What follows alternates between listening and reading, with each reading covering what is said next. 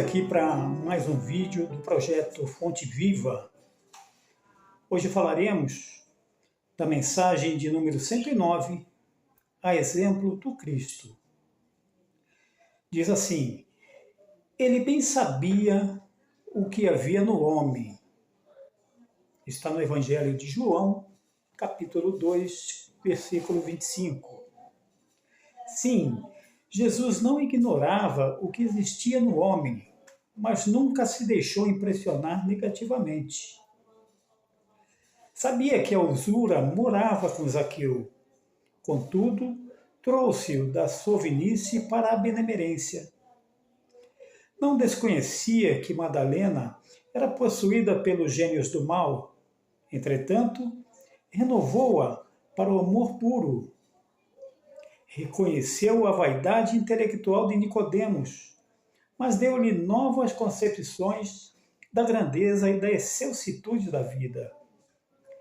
Identificou a fraqueza de Simão Pedro, todavia, pouco a pouco, instala no coração do discípulo a fortaleza espiritual que faria dele o sustentáculo do cristianismo nascente. Vê as dúvidas de Tomé sem desampará-lo. Conhece a sombra que habita em Judas sem negar-lhe o culto da afeição.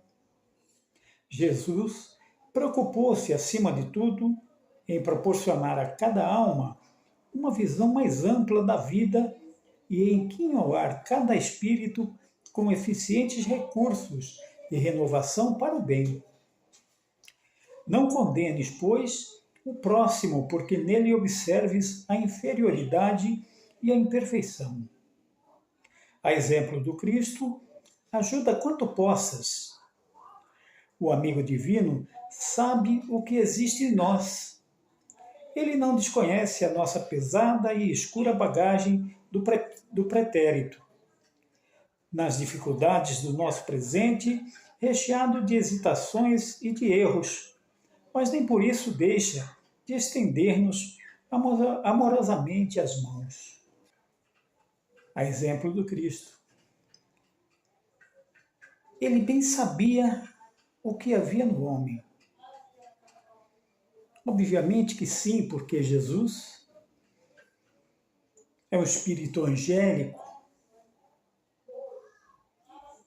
conhecedor de tudo que há em nós, das nossas forças, das nossas fraquezas, do nosso princípio, do nosso fim, da nossa destinação final. Toda a nossa trajetória, toda a nossa evolução. Ele bem sabia o que havia no homem. Observou em Zaqueu, aquele que o encontrou na estrada, e Zaqueu estava sobre a árvore, e quando Jesus passou, Jesus anunciou a ele que cearia com ele em sua casa.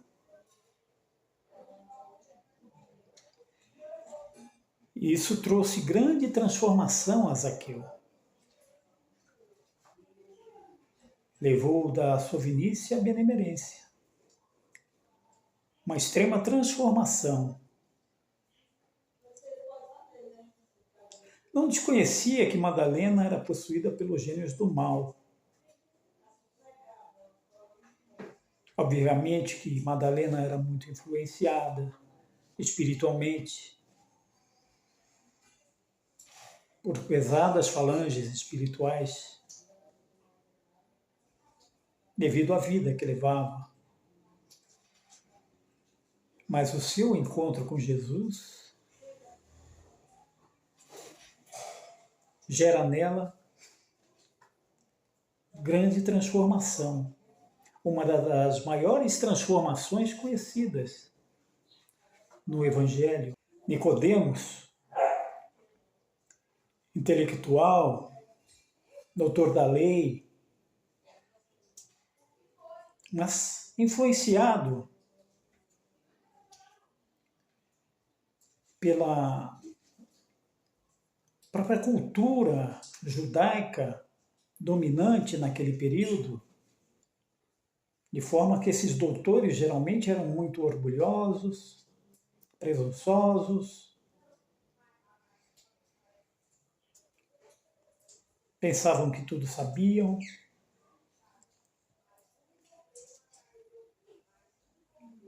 mas com o seu encontro com Jesus, sofre também uma transformação, porque Jesus renova as suas concepções e mostra-lhe a grandeza da vida espiritual, da excelsitude da vida.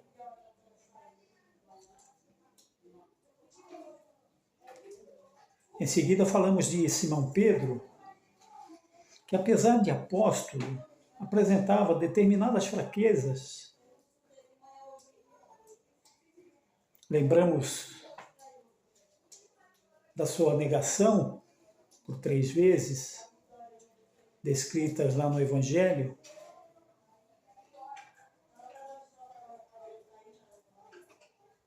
Mas no final, ele se transforma no sustentáculo do cristianismo nascente. Nesta pedra edificarei a minha igreja, a minha doutrina, dizia Jesus.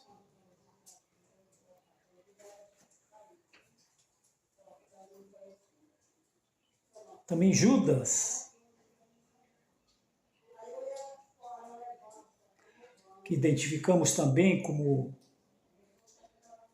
assediado fortemente por forças espirituais negativas, acaba sendo induzido à conhecida traição, mas nem mesmo a Judas Jesus condena. Temos também as dúvidas de Tomé, as dúvidas de Tomé que tanto conhecemos também na atualidade, as pessoas que procuram provas,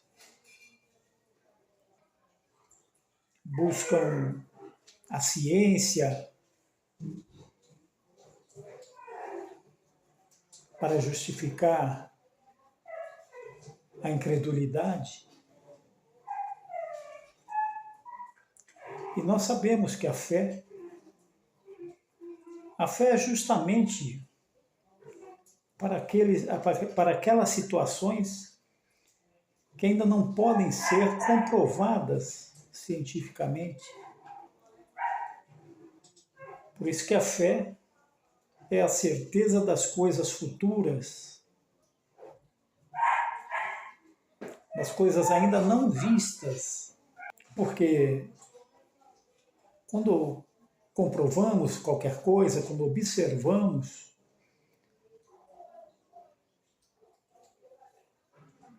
comprovadamente,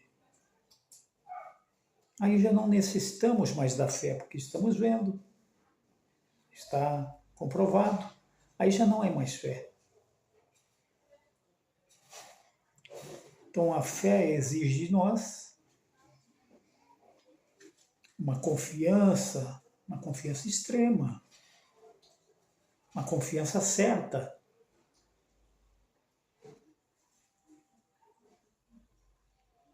Das coisas anunciadas, guardadas para o futuro.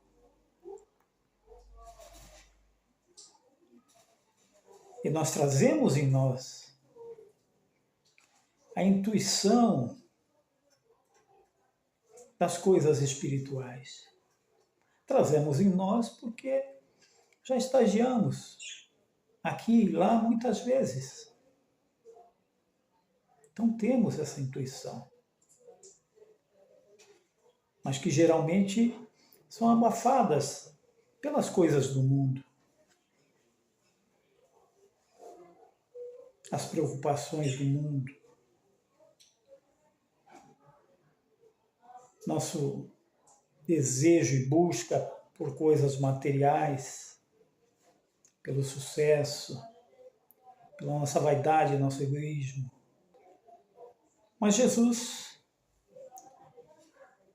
preocupou-se, acima de tudo, em proporcionar a cada alma uma visão mais ampla da vida. Por isso, até hoje, é a personalidade mais estudada, mais pesquisada, mais discutida, mas sempre presente. Sempre presente.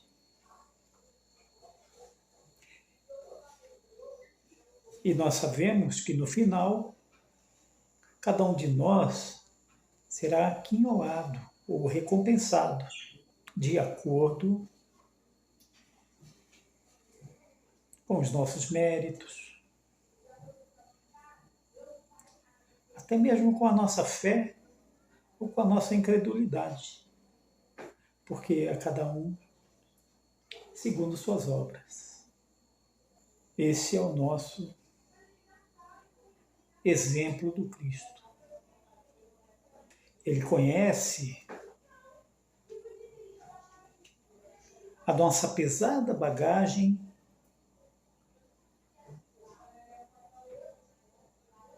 do pretérito.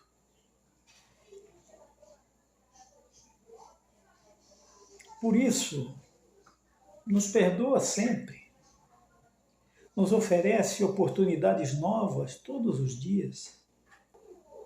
Novas oportunidades, novos aprendizados, novas reencarnações. Este é o segredo da vida. Nosso Divino Mestre nos conhece profundamente. Conhece profundamente toda a humanidade, a qual está sob sua responsabilidade. E assim, ele nos guia como pastor que é,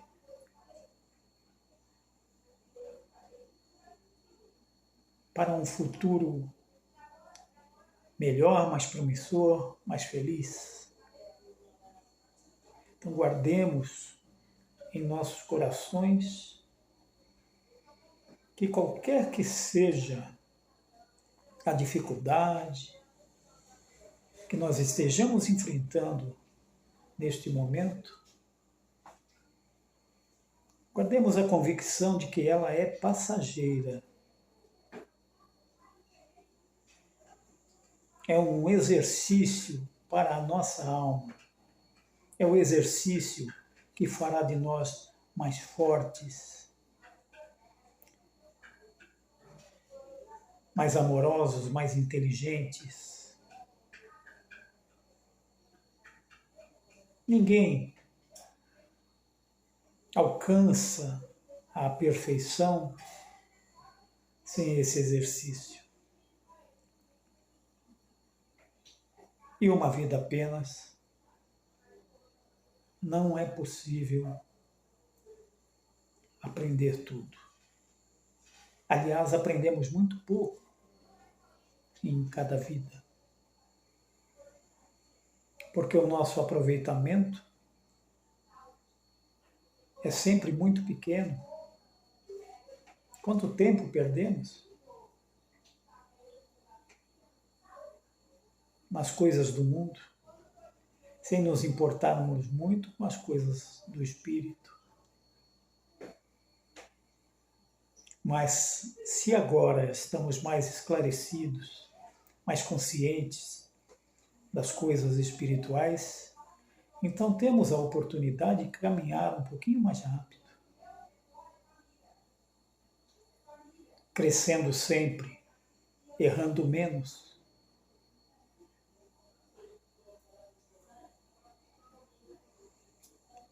Que Jesus nos estende mão amorosa